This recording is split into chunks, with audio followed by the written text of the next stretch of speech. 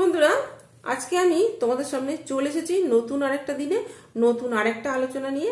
আজকে আলোচনার বিষয় হলো সৎ হও, সরল হও, কিন্তু বোকা হতে যেও না। বোকা হওয়া মানে লোকেরা তোমাকে সবসময় ঠকানোর চেষ্টা করবে। তুমি যদি কখনো কারো কাছ থেকে ঠকছো বা তোমাকে কেউ ঠকায়, তাহলে তুমি মনে ভাববে যে তুমি তাকে সুযোগ করে দিয়েছো যে তোমাকে ঠকানোর জন্য। তুমি সেই সুযোগটা করে দিয়েছো বলেই সে তোমাকে ঠকানোর চান্স পাচ্ছে। এই জন্য আমাদের দরকার চোখ কান খোলা রেখে চলাফেরা করা এবং মানুষের সাথে কথাবার্তা বলা। দেখবে কোনো মানুষ কি কোনো বাচ্চা যদি একটা পাখির বাসা পায়, দেখবে সেখানে ঢিল মারে। সেই মানুষটা কখনো ভীমরুলের বাসায় কিংবা মৌমাছির বাসায় কখনো ঢিল মারতে যাবে না, কারণ উল্টে সে এসে একটা ফুটিয়ে দেবে। এটা কিন্তু সে জানে, যার জন্য পাখি কিছু করতে পারে না দেখে পাখির বাসায় ঢিলটা মারে। তারপরে আমাদের মনে রাখতে হবে, ভুল থেকে আমাদের শিক্ষা নিতে হবে। কেউ তোমাকে বোকা বানিয়েছে, হয়তো তোমার তার মধ্যে কোনো ভুল ছিল, তোমার সেই জিনিসটার মধ্যে কোনো ভুল ছিল।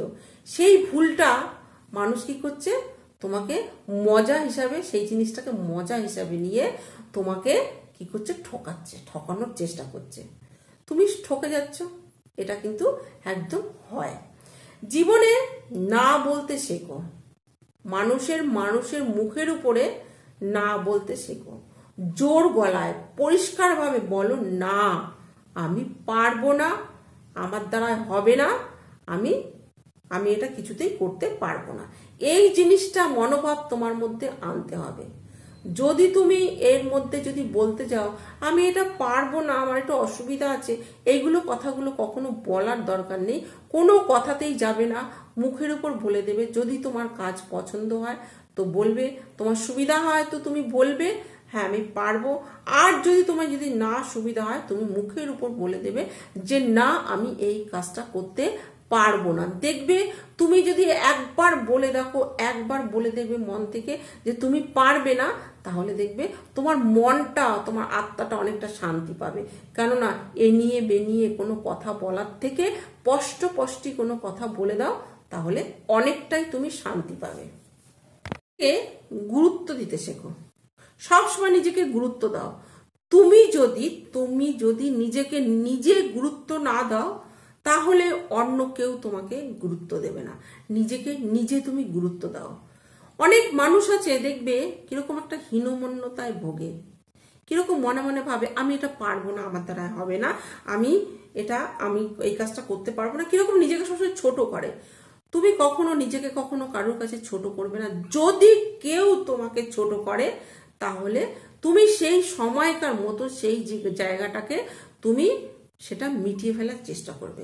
যদি তোমাকে কেউ ছোট করে, সেই কথাটাকে নিয়ে তুমি অন্য কারোর সাথে আলোচনা করবে না। এমনকি বাবা মা ভাই বোন কারোর সাথে তুমি আলোচনা করবে না, কারণ যদি তুমি আলোচনা করো তাহলে তারাও তো জেনে গেল সেই কথাটা।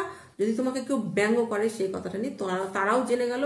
হয়তো সময় বুঝে তারাও কোনো সময় তোমাকে সেই বিষয়টা নিয়ে খিল্লি উড়াবে। তো খিল্লি উড়াতে কেউ যদি না পারে, তার জন্য ব্যবস্থা তোমাকেই নিতে হবে, তোমাকেই ব্যবস্থা এর মধ্যে প্রতি উত্তর করতে হবে। যদি তুমি বলো তোমাকে নিয়ে কেউ কিছু কেউ কিছু খিল্লি করছে, তখন দেখবে তোমার মনে একটা কষ্ট হবে। সেই বিষয়টা নিয়ে সেখানে কি করবে, সেই জিনিসটাকে তুমি সেখানে মেটানোর চেষ্টা করবে। জীবনে বাঁচতে গেলে নিজেকে উত্তর দিতে শেখো। কখনো যদি কেউ ধরো তোমার নামে উল্টো পাল্টা বলছে, তোমার নামে তুমি যে কাজটা করোনি সেই কাজটাই তোমার নামে চাপিয়ে দিচ্ছে, সেই জায়গায় তুমি উত্তর দাও। উত্তর যদি না দিতে পারো, তাহলে লোকেরা তোমাকে পেয়ে বসবে, আরো বেশি করে তোমার নামে বলবে। কারণ জঙ্গলে যদি সোজা যে গাছটি থাকে না, সেই গাছটিকে মানুষ আগে কাটে, বেকাতেরা গাছগুলোকে কিন্তু আগে কাটে না। সেই জন্য তোমাকে কি করতে হবে, তোমাকে নিজের মতন করে তোমাকে উত্তর দিতে হবে, উত্তর দেওয়া শিখতে হবে। সোজা হয়ে দাঁড়াও, দেখবে আর মানুষকে উত্তর দেওয়ার চেষ্টা করো। একদিন না একদিন তোমাকে কেউ ঠকাতে পারবে না। সৎ হও, সরল হও। সৎ সরল হতে গিয়ে নিজেকে কখনো লোকের কাছে বোকা বানিও না, নিজেকে কখনো লোকের কাছে খিল্লির পাত্র করে দিও না।